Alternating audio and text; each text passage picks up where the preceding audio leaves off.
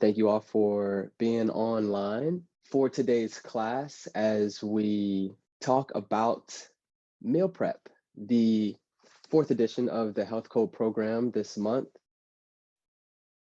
For some of you all that have been following along throughout this entire month, the Health Code, and just kind of been following this entire year, the Health Code in general is a healthy lifestyle program that I designed for any and everybody to learn about all different various ideas of their healthy lifestyle, from activity, nutrition, and rejuvenation. Specifically today, we're going to be talking about meal prep. But before I get into that, once again, I just want to, just in case if this is your first time on the class and hearing about the health code, I want to just kind of break down the actual codes that are involved with this program. Earlier this month, we talked about how activity, which incorporates your strength, your endurance, your stretching, along with your nutrition, which involves your macro and micronutrients. We've also talked about the caloric intake in the third edition of this class, or the second part of the activity and nutrition class. All of these classes are currently available on YouTube, on the iKingafit YouTube page. If you would like to go there after this class, by all means, that would be great. Today's class, though, will be on meal prep. So this would be the final class on all the codes. We recently just had the class on rejuvenation, which talked about mental and physical rejuvenation and different strategies on how you can approach that. Like I mentioned, though, we are going to specifically be talking today about meal prepping in the nutrition code. We're going into what a macronutrient is. All right, we've already talked about this in the previous classes, but you think about proteins. Proteins are going to be a very vital part of increasing our muscle mass, improving our overall strength, but it also has a great quality in improving our immune system, not just our physical strength, but also our immune strength, is why protein is a very vital aspect or macronutrient of our health. On top of that, carbs. Carbs are what our body looks for immediate energy. The fastest source of energy for our body is actually carbs. Like, our body wants carbs to be utilized for our immediate source of energy. And not to go too deep into what we talked about in the previous class, but ultimately our body is looking for glucose, which is the really ultimate energy supplier for our muscles and nerves to function in the correct manner. And the fastest way to get the glucose is through carbs. The second fastest is actually going to be our fats. This is another source of glucose that our body is going to break down. All right, not once again trying to get too deep into the biochemical aspect of things, but ultimately we use carbs once again to break down for a faster form of releasing the glucose into our bloodstream for our energy and just overall functioning. But when we are low on carbs, our body uses the fats to break down when we are at a slower pace, or when we aren't requiring a high level of energy to function. Our body reverts its energy and utilizes the fats as a second source of energy. And I'm sure you can imagine protein would be the third source. And interestingly, though, alcohol does have a high source. And there are studies that have shown that when you put alcohol into your system, it actually is going to, your body is going to actually channel the alcohol caloric energy for the functioning as opposed to the carbs. So definitely something to think about when you are consuming your alcohol. Even though on a natural nutritional way of looking at it, you want to have the carbs for immediate source of energy, fats, you want obviously a balanced source, but really thinking about if you're drinking alcohol, your body is going to utilize that first in certain cases as well. Be mindful, always drink in moderation, right? So what we talked about from last class in relation to not just the macronutrient itself and how the energy is supplied, but also looking at the caloric density. Once again, all macronutrients have a calorie number or density, if you will, that there are 4 calories in 1 gram of protein. 4 calories in 1 gram of protein. When it comes to your fats, 9. All right, so there are 9 calories in 1 gram of fat. Just think about that for a second, all right, while we review this. Carbs and protein have the same caloric value. 4 calories are in 1 gram of carbohydrates and protein, and 9 calories are in 1 gram of fat. There are 7 calories in 1 gram of alcohol. Interesting, right? So going back to it again, you have 9 calories in 1 gram of fat and 7 calories in 1 gram of alcohol. So thinking about how you even approach your daily eating habits, are you paying attention to the fat macronutrient? That might be what is bringing your caloric intake so high. All right. Are you focusing on your protein intake? Obviously, we constantly think about carbs throughout the day, even when we aren't consciously thinking about it. If you reduce your carb intake, your body's going to want more of it. And so obviously that's where you would switch it out with a fat intake or a higher protein intake if you are reducing your carbs, so that your body can still utilize the glucose, which is what it's searching for its energy. But once again, you increase your alcoholic content, your body is going to say, I don't need any of these 3 macronutrients, and I'm just going to utilize this for the energy that is needed, but it's not the right type of energy for your body. It's not going to give your glucose into the blood flow. All right. It's not going to give your body the necessary energy to function. So once again, make sure that you pay attention to that. I don't know how fats has a higher caloric density. Fats and alcohol have a higher caloric density than carbs and proteins. And so today's class, once again, is talking about meal prep. Let's talk about what are the benefits of meal prep. Less hassle.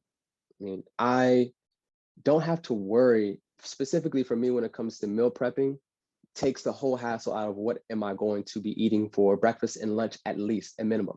All right. Typically, I will have all different types of items for breakfast when I'm leaving, from Starbucks to even 7-Eleven, but when you really think about all those food items that you're just getting because you're hungry, just like what we talked about, the caloric density of some of those items are higher than what you might think. All right. And a lot of the food items that you think are going to be healthy are coming from whatever convenience store, have those levels of preservatives that are going to either be high in the fats or going to be high in sodium of some kind, that's going to slow you down, all right, and allow and not bring you into the highest level of your health. So I believe it's a healthy alternative, just like what I mentioned before. When you choose to meal prep, you get a chance to see all the food items that you are making. A lot of the times, you don't have to add all the flavor and all the extra, once again, preservatives or any items that might bring the flavor out that most restaurants have. You can make it at home, and ultimately, you could definitely make it just as tasty, because ultimately you're cooking for yourself, all right? And you're not spending an arm and a leg for a food item. And just having a cheaper option, allowing yourself to really understand, when you look at the numbers of if you were to go out grocery shopping compared to going out eating throughout the week. I don't really necessarily need to make that a comparable statement, but I'm sure you can understand that you would end up saving a lot more if you took groceries and meal prepped compared to going out to restaurants. Look at the screen. We're looking at 2021's caloric statistic on how people who go out to eat compared to people who eat at home. The pretty much 500 caloric difference between eating out and eating at home, in my opinion, is pretty staggering.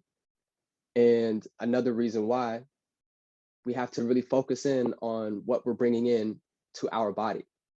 Because just like I mentioned, the caloric density of the foods that are preserved, that are high in fats, are probably a good reason why those total caloric values are higher compared to fast food as compared to when you are eating at home. So when it comes to meal prepping, I love the concept of eating the rainbow. And that ultimately just means that look at all the different colors that are presented to you and put at least 2 to 3 of those colors into your food items. This gives a really good idea of other ways that you can look at coloring your meals, all right? So improving your immune support through white colored food items. You can think of mushrooms, or you could think of garlic, even green, in this case for detoxification. Think of any green-based food item. I'm sure everybody can think of spinach or green peppers. Yellow, beauty, right? From all the different vitamins that come along with it. You think of the corns and the carrots that also have that cancer prevention in the orange color. Heart health being the red color, and obviously purple being longevity. And all of these colors are just ways for you to evaluate how you can improve your overall meal prep. Obviously, all of these are plants, but even in certain cases, you think of food items like meats. I think of white-based meats like chicken, turkey, oysters, that all have a healthy component, in certain cases, a immune supporting component to it from the B vitamins in those meats. Ultimately, I just want you to have a balanced, healthy meal. And part of that is having a quality protein, quality fat, and quality carbohydrate. The key word is quality, okay? Making sure that you focus on reducing those food items that have been preserved for a very long time, or that are in the heavy fried section. Very important for everyone to improve your fiber, specifically as you get older. Fiber is a very important element that's going to improve our gut health. And there's a lot of different ways of improving this, but specifically improving your gut health is by improving your plant intake, because plants are going to be the #1 driver of fiber. Fiber really is just the covering of the plants. And so if you can just imagine, all the other nutrients that's within that fiber is what our body is going to break down and utilize for energy. But that structure that surrounds the plant, the fibrous structure that surrounds the plant, is going to not necessarily digest inside of our system the way that the nutrients does, but it's going to help improve our gut health by scraping away the contents that are inside of our gut to make us become more regular, going to the bathroom more often, which is a healthy habit to incorporate. And to be honest, the only real way to incorporate a higher fiber diet is to incorporate produce or into your meals. Not saying that you have to be plant-based, but definitely having some sort of plants within your meal prep strategy. Ideally, according to the FDA, you want to have at least 2 grams or more at every meal that you have, from breakfast to even your snacks, your lunch, your dinner. Make sure that you're having no less than 2 grams. And you can always look at the nutritional facts on the back of items. And then from there, obviously, make sure that you are limiting the processed foods. You take out or watch out for the fried foods, the cakes, the heavy creams.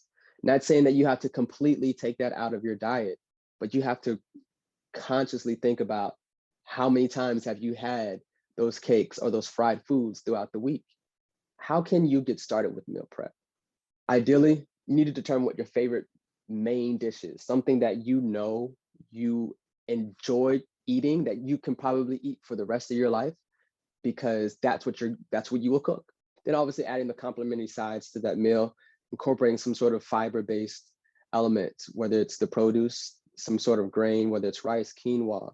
I tell some of my clients who have a challenging way of figuring out what items of foods or how much food that they should be eating, because they sometimes don't always have their measuring cup with them, is just to look at your hands. And as you can see on the picture, ideally, you want to have at least 2 hands full of the the food item, in this case, 1 palm size of protein, 1/5 size of vegetables, 1 cupped hand of carbs, and a thumb size of fat. A very important thing that I like to do is meal delivery kits, because this allows myself to be the pseudo chef of the house and allow myself to also feel like I'm doing something rather than and seeing all the things that I'm putting into my food outside of having it ordered, and who knows what they're doing to the food item. Okay. So, and all the other ingredients that they might be putting into the actual item. So once again, HelloFresh, Blue Apron, those meal delivery kits are very, very good. And honestly, I feel like it's provided me an idea of how to cook.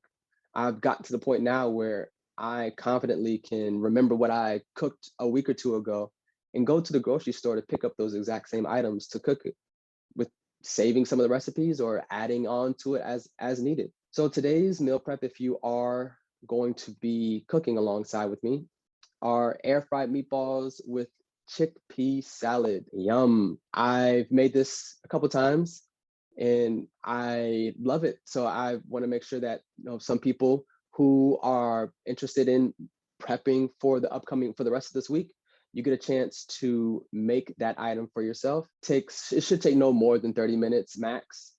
If you have somebody working with you, you can cut that in half.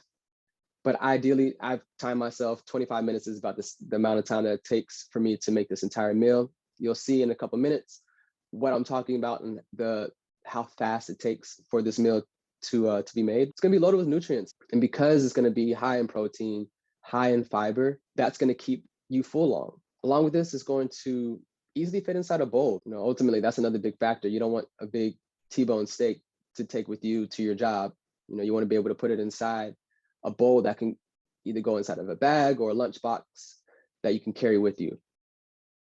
And if you have children, or if you just have kids around you who want to help out with cooking, it could be fun for them. And honestly, it's pretty easy. Take away the concept of cutting the vegetables. That should be on the adults. But when we make the meatballs, if you have children who want to help out, by all means, tell them to come on in. So while I have this up, if you have some of these items, please get them ready. If you haven't already, please go ahead and set the air fryer or your oven to 400 degrees so that we can get that started.